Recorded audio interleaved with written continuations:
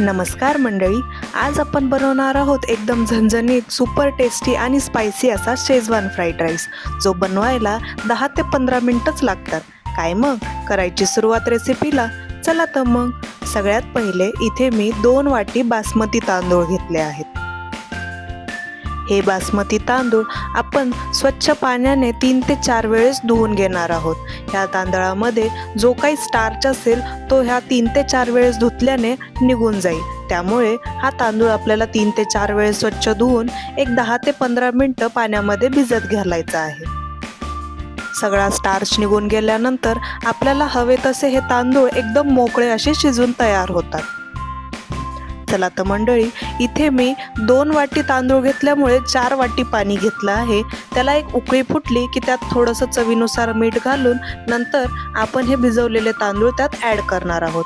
अशी एक उकळी आली की त्यातलं मी थोडंसं पाणी काढून घेतलं आहे आणि नंतर ताट झाकून मंद आचेवरती 10 ते 15 मिनिटं हा तांदूळ शिजवून घेतला आहे.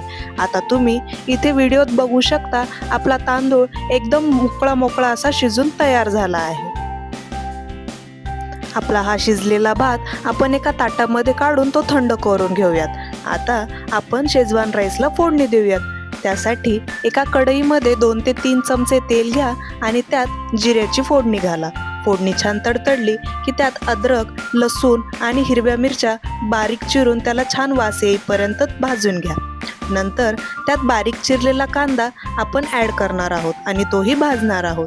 आता हे सर्व जे भाज्या आपण ह्यामध्ये फ्राय करणार आहोत त्या आपल्याला फुल फ्लेमवरतीच भाजून घ्यायच्या आहेत.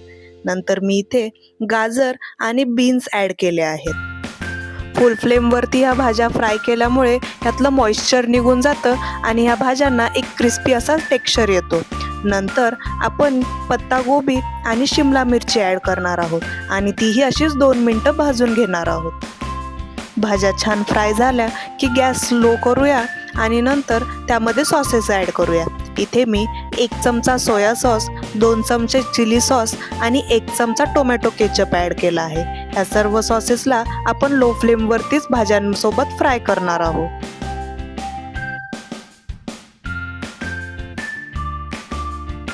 सॉसेस छान व्यवस्थित मिक्स झाले की त्यात थोडेसे मसाले ॲड करून घेऊयात. इथे मी अर्धा टीस्पून लाल मिरची पावडर आणि 3 ते 4 टीस्पून शेजवान फ्राईड राईसचा मसाला ॲड केला आहे. तोही 2 मिनिटं परतून घेऊयात आणि नंतर त्यामध्ये आपला हा भात ॲड करून घेऊयात.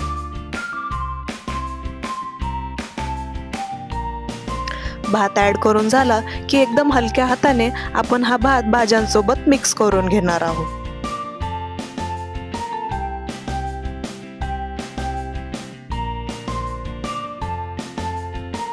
इथे तुम्ही बघू शकता, आपल्या फ्राईड राईसला एकदम रेस्टॉरंट सारखा कलर आला आहे.